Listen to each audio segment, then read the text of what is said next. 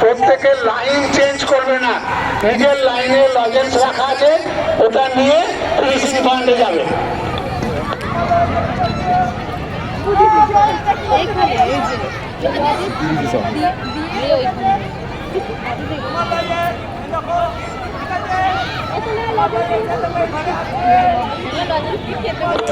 যেমন খুশি সাহায্য প্রতিযোগিতায় যারা অংশগ্রহণ করতে ইচ্ছুক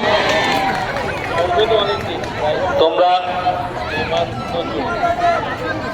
এরপরে আমরা ঘোষণা যখন করব তারপরে নিজেদের প্রস্তুত করবে।